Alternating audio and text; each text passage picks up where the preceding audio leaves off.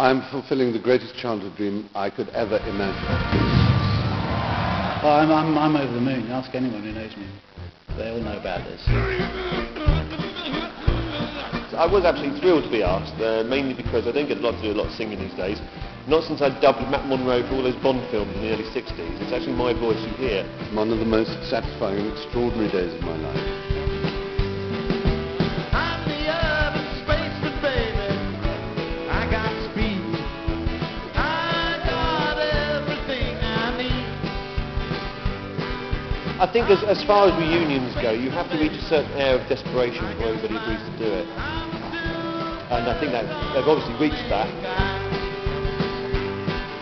There's enough in memory and musicality and the energy and excitement of the Bonzos for it to work as an evening, I'm sure of that. You've seen the set list. It's just a mass of fantastic, funny songs.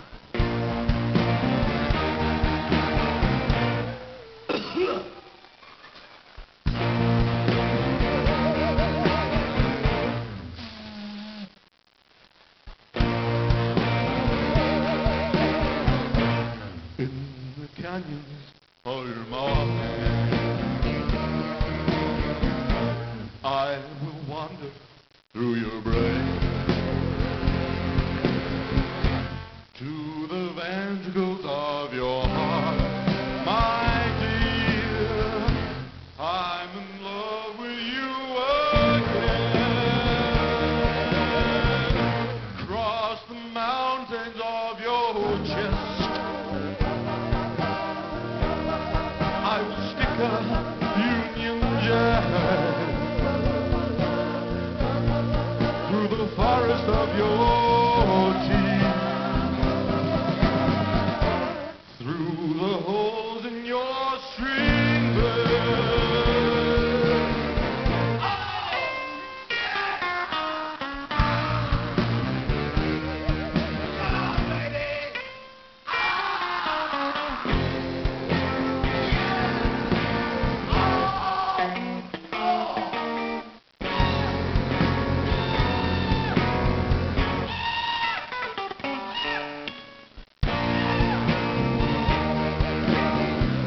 My darling, through my covered dreams, once again I hear your laugh, and I kiss, yes, I kiss your perfumed hair, the sweet essence of giraffe. Frank Sinatra moment. We'll be the judge of that. The only people who can do funny music.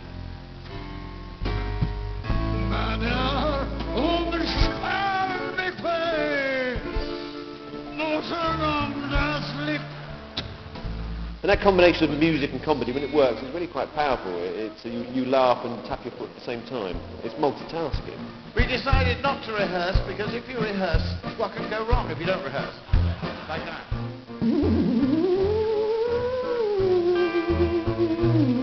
I was not a rock and roll sort of teenager, so the Bonzos fulfilled every single feeling I had for comedy and for music and for surrealism and excitement and weirdness. They simply dominated my life.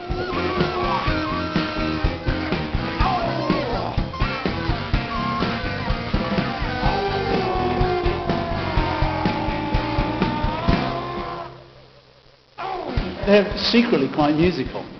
They pretend to be crap, but they're actually rather good at their instruments.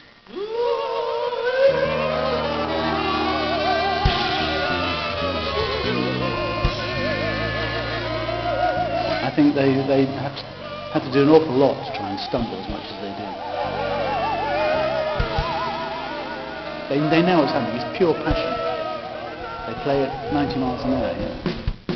I'm gonna get you in my tent, where we can both experiment, yeah, it's so convenient, let's take a taxi to my tent.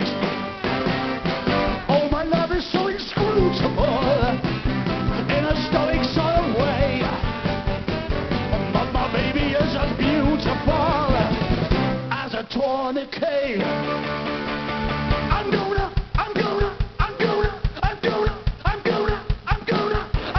get you in my tent. Whoa, it's only common sense. I hope that you will understand of the sacrament.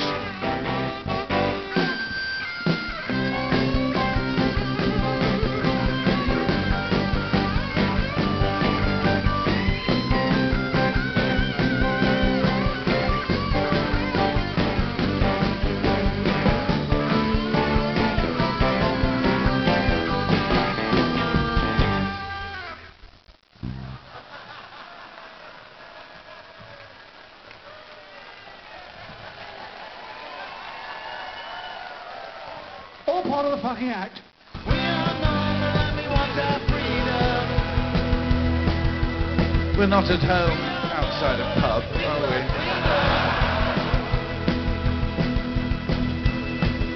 An exuberance, a theatricality, a comedy that we haven't really seen since Jerry Halliwell stopped singing.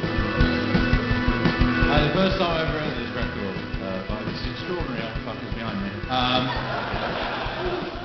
I've made a bomb backstage on Selling Viagra. After his second wife passed away, Percy Rawlinson seemed to spend more and more time with his Alsatian, Al. His friends told him, "You should get out more, Percy, you'll wind up looking like a dog, ha ha." He was later arrested near a lamppost. At his trial, some weeks later, he surprised everyone by mistaking a policeman for a postman and tearing his trousers off with his bare teeth.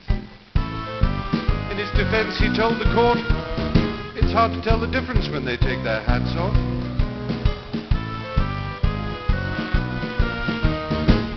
Mrs. Betty Pench was playing the trombone when she heard a knock at the door.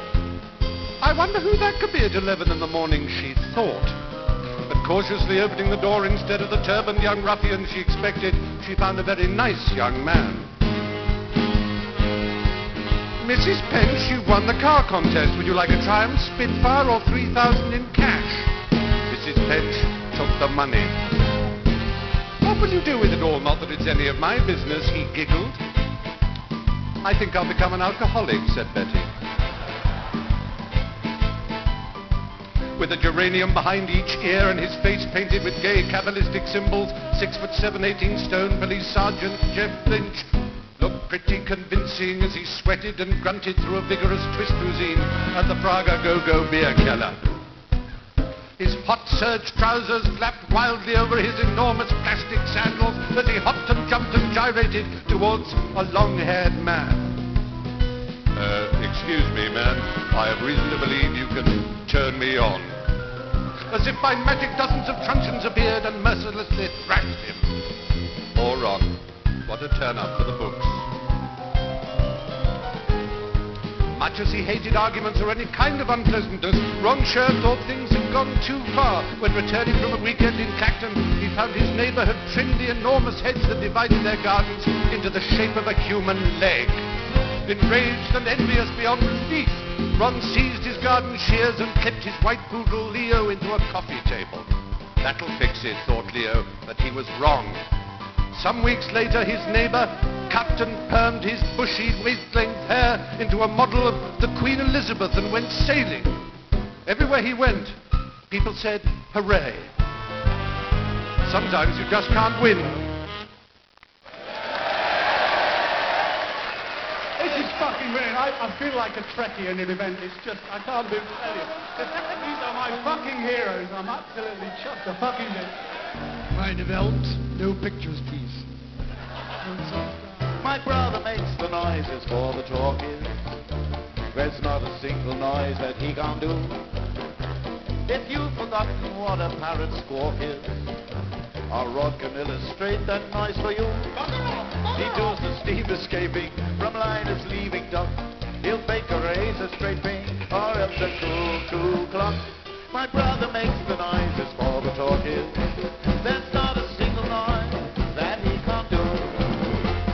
This is what I hear when I'm in bed. A bang, a rattle like thunder overhead. A cat's meow, a dog's bow wow. The only sleep I'll get is when I'm dead. A shot goes crack, a gale starts blowing, a duck goes quack, quack, quack, a guncock's crowing. You may think I'm kidding you, yet what I say is true. Just listen, I'll explain to you. My brother makes the noises for the talk is. There's not a single noise that he can't do. I'm really not quite certain what a stork is, but if it makes the noise, then Row does too. He makes the noise that steers make when cowboys make a swoop. He makes the noise that beards make when used for straining soup. My brother makes the noises for the talk is. There's not a single noise that he can't do. I'm doing Mr. Slater's parrot, and Mr. Slater has very kindly agreed to let me be the parrot, as you may have gathered. Biting fingers in his horny beak. Hello. Some light detector whistles through his nose. Hello. You will see that it's exactly what I do. It's the voice that I've pretended to use whenever I've been Vivian or Eddie Hitler. Hear the tourist favorite say hello. Hello, yes. Hello. Hello. Hello. Hello. Hello. My whole career has stemmed from the parrot, so I'm pleased to show where it comes from. Hello? No, hello, where are the stairs? No, we're here in rehearsals. I'm to fucking fly now.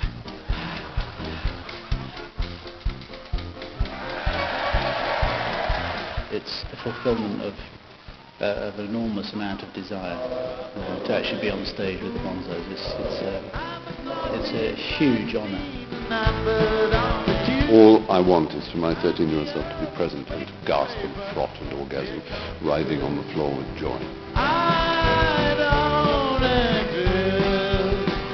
I'm lucky that they're still alive.